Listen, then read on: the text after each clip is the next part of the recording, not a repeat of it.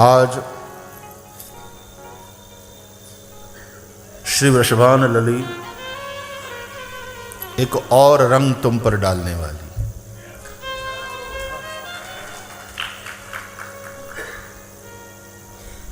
आज हरा रंग डालेगी।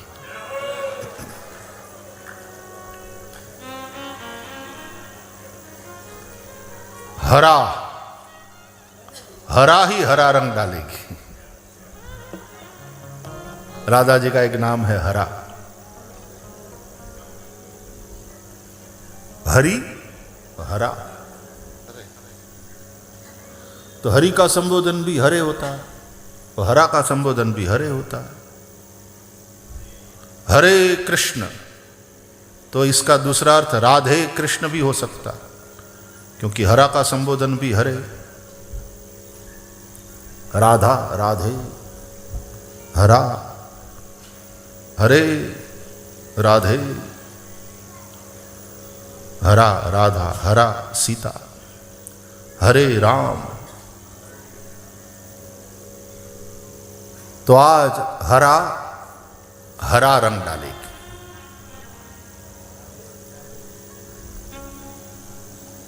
सफेद कपड़े पहन के आए ना, होली खेलने आए हो तो जरा सफेद कपड़े पहन के आओ तो अच्छा है। अब बिल्कुल साफ सुथरे, इस्त्री टाइट, तो पधारो।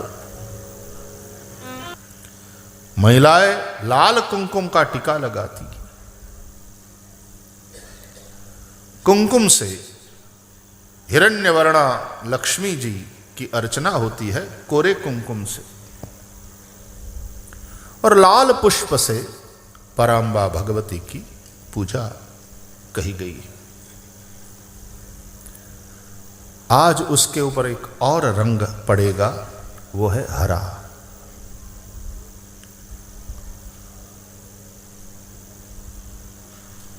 प्रकृति का दर्शन होता है हरे रंग में। वैसे तो सारे रंग प्रकृति के हैं, लेकिन विशेष रंग जो प्रकृति में दिखाई पड़ता है वो है हरा। हरे हरे जंगल, हरे हरे खेत, हरे हरे पहाड़, पहाड़ों के ऊपर निकली हुई घास, हरे हरे पेड़, हरे हरे पौधे, हरी हरी लता, और फिर उस पर खिले हुए निकले हुए पुष्प। बहुत हरितिमा है।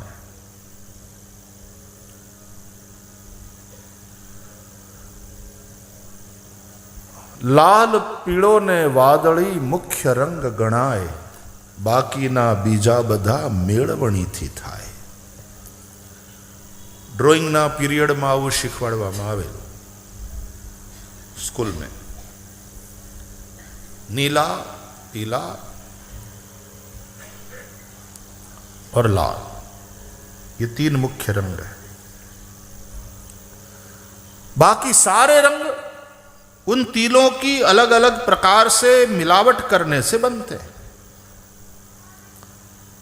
तो ऐसा मिलावट से बना हुआ जो रंग जो पहला आया इस होली में, वो है हरा। ये मिलावट से बनता है, मुख्य रंग में नहीं है। पीला, नीला, लाल, ये मुख्य है। ये हरा मिलावट से बनता है। हरा रंग कैसे बनेगा? बोले नीला और पीला दोनों को मिला दो तो हरा हो जाएगा।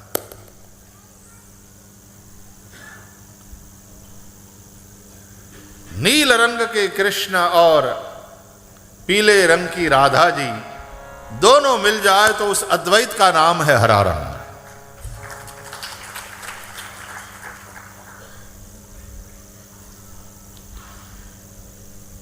आंखें तुम्हारी देखती ही रहना चाहती है, हरे रंग को आंखें देखती रहना चाहती है, आनंद आता है। चारों तरफ हरियाली हो, कितना प्यारा लगता है, आंखों को बहुत अच्छा लगता है। एक जगह ऐसे प्रयोग हुए हैं साहब, विदेश में कि बंद फैक्ट्री में और ये वाली लाइट्स में, बिजली वाली, और एकदम बंद वातावरण में काम करते करते करते इतने बोर हो जाते थे वर्कर्स, सारे मजदूर, तो उनकी एफिशिएंसी वो कम होने लगी, उनकी क्षमता कम होने लगी, क्योंकि उनका उत्साह कम होने लगा। तो फिर मनोवैज्ञानिकों को बुलाया गया और इस प्रकार से फैक्ट्री का वातावरण बनाया गया। अंदर पूरे फैक्ट्री में हरा आर्टिफिशियल ग्रास का कारपेट लगाया गया। बंद दीवारें थी, उसको तुड़वा के वहां ट्रांसपेरेंट शीशे लगवाए गए और शीशे के बाहर वहां फिर हरी हरी ग्रास और फूल, पेड़ पौधे वगैरह लगाए गए। मशीनें हरे रंग से रंगी गई, उसमें कोई अलग अलग रंग का थोड़ा थोड़ा अलग वातावरण रखा, और इस प्रयोग से थोड़े ही दिनों में वर्कर्स की एफिशिएंसी फिर और बढ़ गई।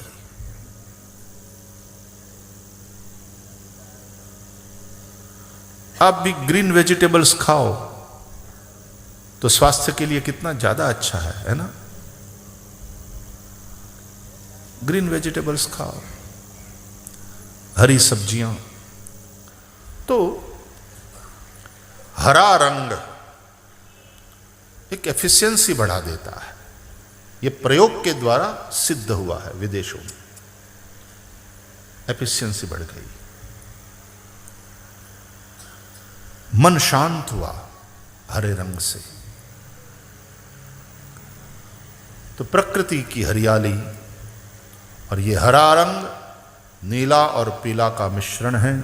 इसलिए नाथद्वारा में भी, नाथद्वारा शैली के जो चित्र मिलते हैं उसमें नीले रंग के कृष्ण बनाए जाते हैं और पीले रंग की राधा जी और गोपियां सखियां, और बाकी पूरा बैकग्राउंड वृंदावन का वो हरे रंग से। तो ये हरा रंग राधा कृष्ण का मिलन है, नीले और पीले का मिश्रण।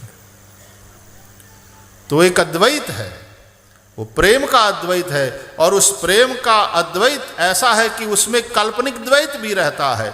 इसलिए प्रेम द्वैत में अद्वैत है, अद्वैत में द्वैत है। वहां एक भावात्मक द्वैत रहता है।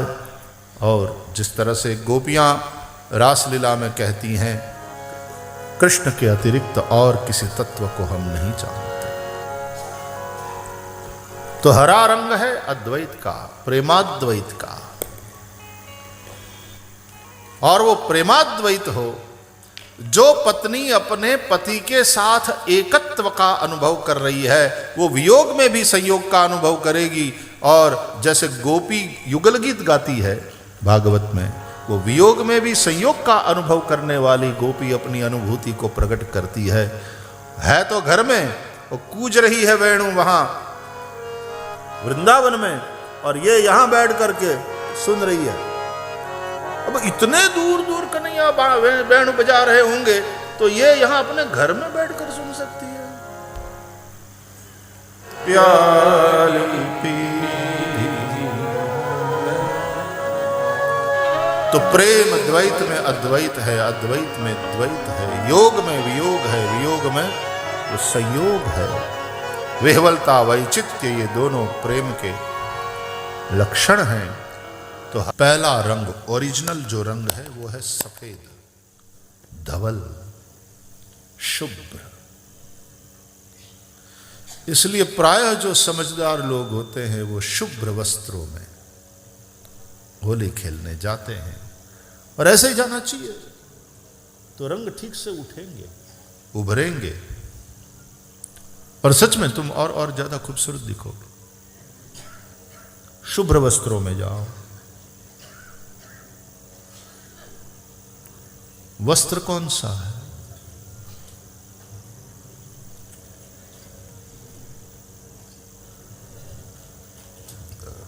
मन भी वस्त्र है और तन भी वस्त्र है। तन तो वस्त्र है ही है, प्रसिद्ध बात है, वासांसि जीर्णानि यथा विहाय नवानि गृह्णाति नरोपराणि तथा शरीराणि विहाय जीर्णान्यन्यानि संयाति नवानि देहि। शरीर को आत्मा का वस्त्र कहा। साधक साधन करते करते इस वस्त्र को धो लेता है, तन के भी सारे मल निवृत्त हो जाते हैं,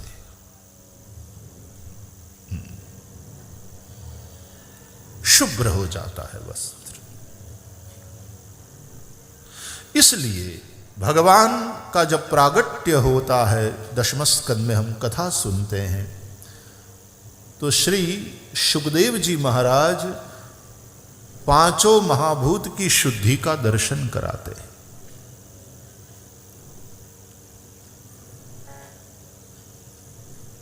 निर्मलोडु गणोदयम, आकाश निर्मल हुआ, बादलों से रहित, चंद्रमा तारे नक्षत्र दिखाई पड़ने लगे, शुभ्र। आकाश तत्व की शुद्धि का यह वर्णन है। लिखा है ववौ वायु सुख स्पर्शः, उन शब्दों में वायु तत्व की शुद्धि का वर्णन है।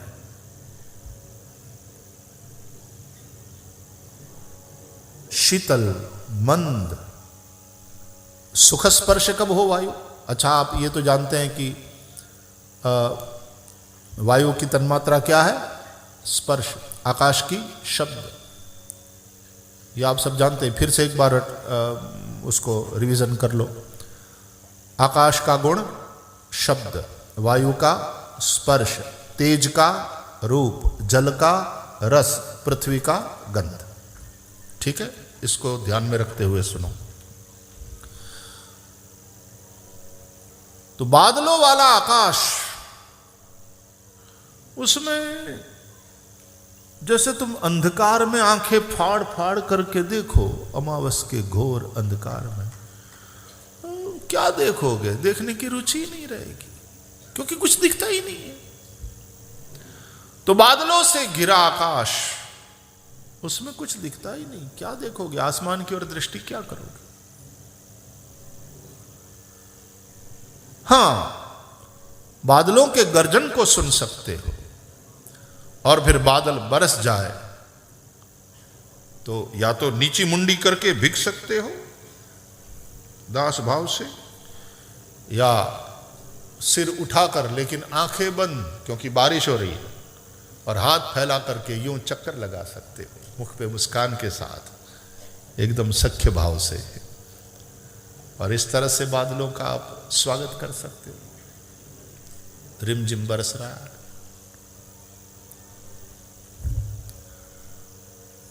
तो या तो दृष्टि नीची या सिर ऊंचा है तो भी आंख बंद, केवल अनुभव कर सकते हो आप।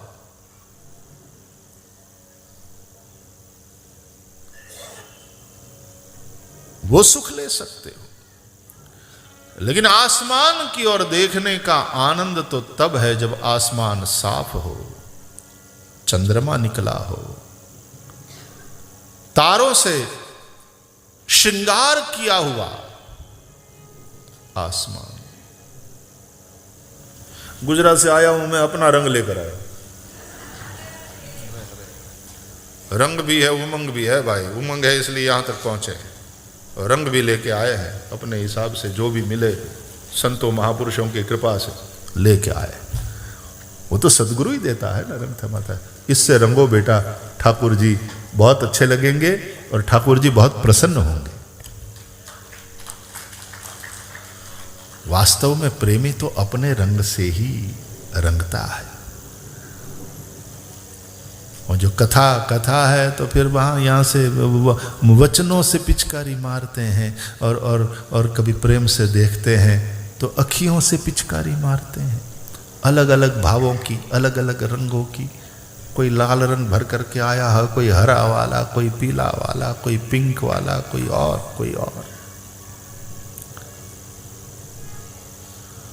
तो अपने अपने भावों की एक सृष्टि है कि भाई इस भाव से रंगो, इस भाव से ठाकुर जी को देखो, जिस भाव से ठाकुर जी को रंगोगे उस भाव से ठाकुर जी दिखाई पड़ेंगे।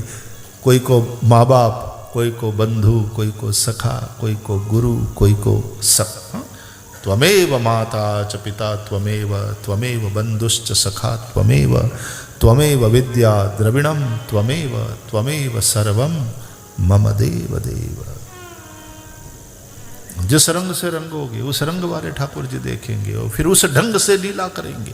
तो सदा तद्भाव भावितः ये यथा माम प्रपद्यन्ते तांस तथैव भजाम्यहम्।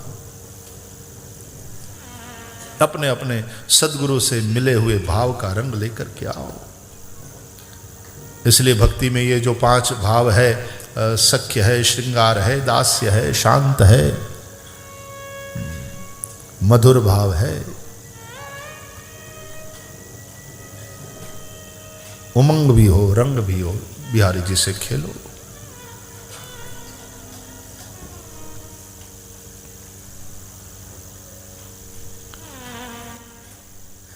तो आसमान साफ हो तो आसमान दर्शनीय है, तब आसमान का दर्शन करने में आनंद आता।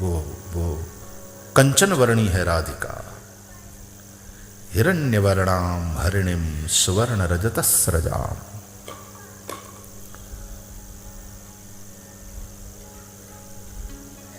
उसकी चर्चा हमने करी। दूसरा रंग जो डाला वो नीला, कन्हैया का नीलमणि, आसमान नीला, नीला आसमान, नीला जैसे समंदर का पानी। तो ये नीला रंग दिखता है आसमां में, पानी में होता नहीं है।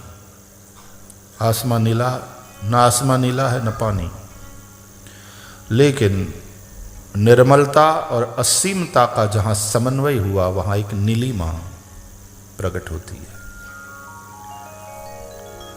आसमान में कोई और छोर नहीं, निर्मल। उसी तरह ब्रह्म, इसलिए हमारे यहां श्रुति है खम ब्रह्म, यह आकाश ब्रह्म है, खम ब्रह्म।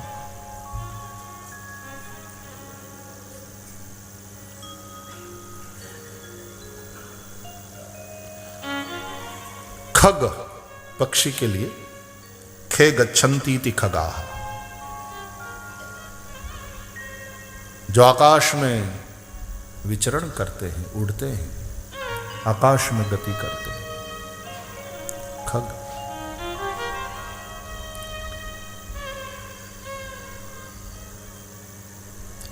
योगी ऐसा भी अर्थ कर सकते हैं, परब्रह्म रूपी आकाश में जो गति करते हैं, और उसमें जिसका विचरण है तो वहां कोई देश काल का बंधन नहीं, देश काल परिच्छिन्नता वहां नहीं आती। तो असीमता, निर्मलता, तो एक नीलिमा। तो भगवान का ऐसा रंग है। समंदर का पानी असीम, अगाध, उसको अगाध कहना ज्यादा ठीक रहेगा। समंदर का पानी अगाध और निर्मल हो तो नीलिमा दिखती है। उस पानी को देखने में इतना आनंद आता है, तुम्हारे आंखों को ऐसी शीतलता मिलती है। खास करके विदेशों में जिन लोगों ने क्रूज का आनंद लिया हो, क्या नीला पानी, सब जगह देखो पानी पानी पानी पानी। और फिर वो नीला पानी और नीला आसमां क्षितिज पर दोनों ऐसे मिलते हुए दिखते हैं, एक होते हुए दिखते हैं। क्या दृश्य होता है,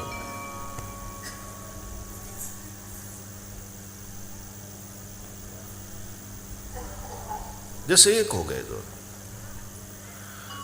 लेकिन पानी को यूं आप अंजलि में भर करके देखो तो कोई नीला नहीं है। नीला दिखता है तो आसमान नीला दिखता है, होता नहीं। समंदर का पानी नीला दिखता है, होता। तो ये बात है।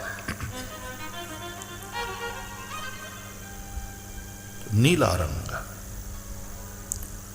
श्री राधा रानी भी नीली ओढ़नी ओढ़े किशोरी जी, तो पीला रंग, उसके ऊपर नीला रंग। किसके ऊपर कौन सा रंग होना चाहिए ताकि वो जमे और सुंदरता से निखरे।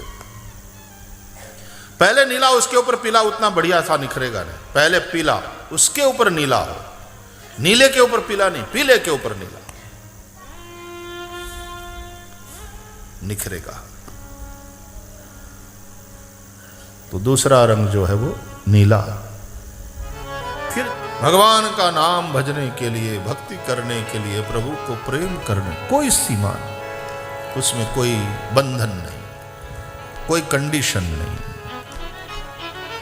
असीमता और निर्मलता। बस मुख्य बात यह, निर्मल मन जन सो मोहि पावा, मोहि कपट छल छिद्र न भाव।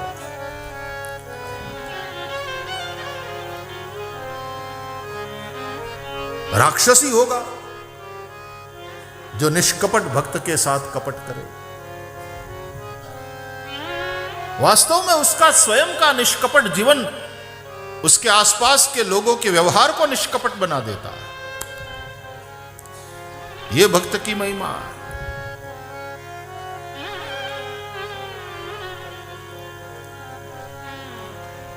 तो भरोसा, भोलापन और भाव, तीन बातें भक्त में होती।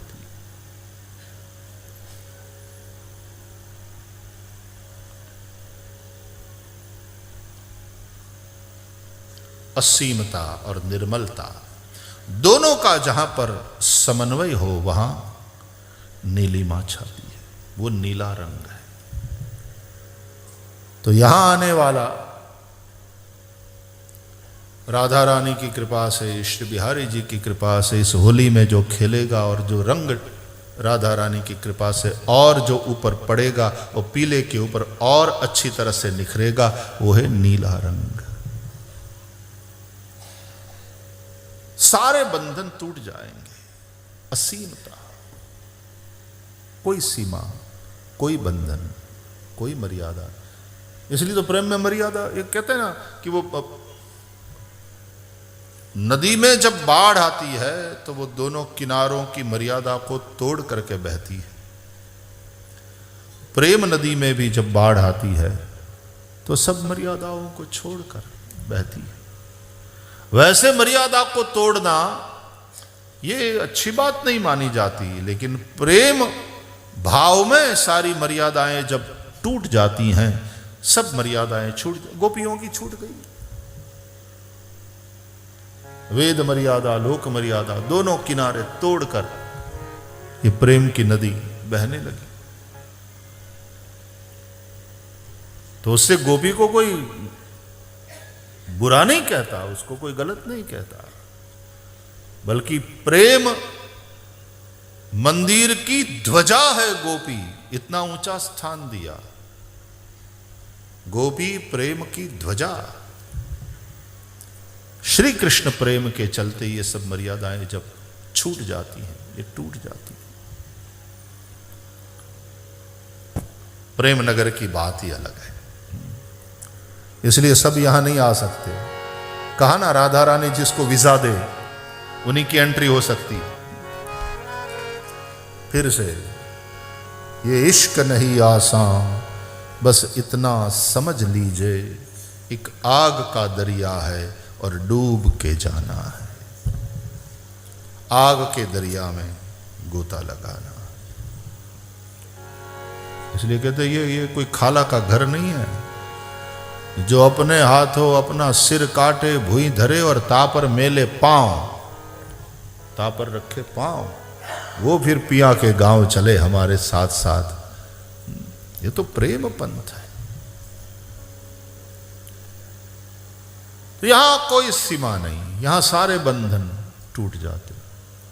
तो होली में भी यदि बंधन और वो सब रखो तो फिर थोड़ा कहा ना, संकोच, भय, मर्यादा, ये सारी बातें होली वाले रस में कहीं ना कहीं अड़चन रूप है। असीमता लेकिन निर्मलता, ये बात होली में बड़ी महत्वपूर्ण है। मन में यदि मल है, मन में यदि विकार है, मन में यदि वासना है, और फिर होली में तुम आए, बात बदल भी जाएगी, बात बिगड़ भी जाएगी। इसलिए ये नीले रंग से रंगना बहुत जरूरी है, ताकि निर्मलता और असीमता, असीमता और निर्मलता, बिना निर्मलता की जो असीमता है, सब सीमाएं छोड़ दी जिसने और निर्मल हुआ नहीं, तब तो वो उच्छृंखल कहलाएगा।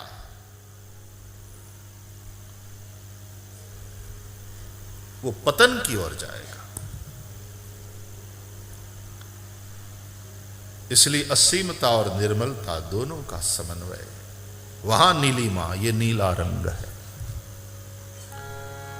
तो सफेद पर पहले पीला रंग, पीले के ऊपर फिर नीला रंग उड़ाएंगे, उससे रंगेंगे युगल सरकार। तो पहले थोड़ा पीला, थोड़ा ब्राइट वाला हो, थोड़ा लाइट कलर हो, उसके ऊपर फिर डार्क थोड़ा हो तो अच्छा लगता है। इसलिए राधा कृष्ण ये कहते हैं, और इसीलिए राधा भक्ति ही हरि ही ज्ञानम,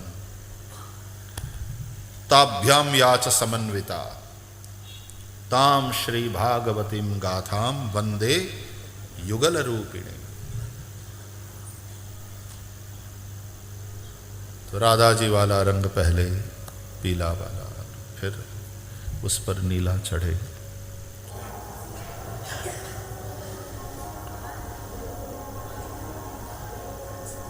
आज रंग डालेंगे नारंगी या तो भगवा। ये वैराग्य का रंग है,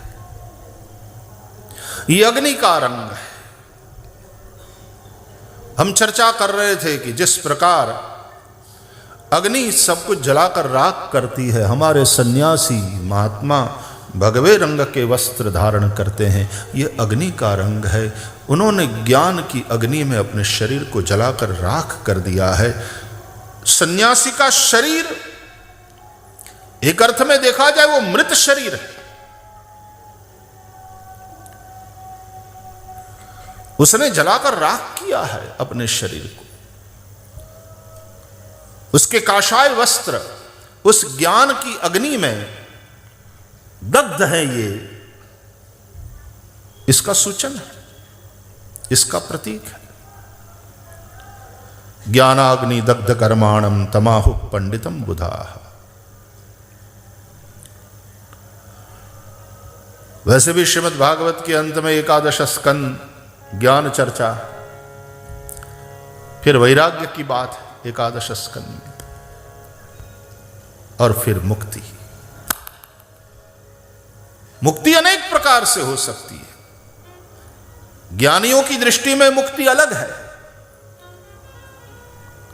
भक्ति की दृष्टि से मुक्ति अलग है। इसलिए सायुज्य, सामीप्य, सार्ष्टि इत्यादि भक्ति के मुक्ति के प्रकार कहें।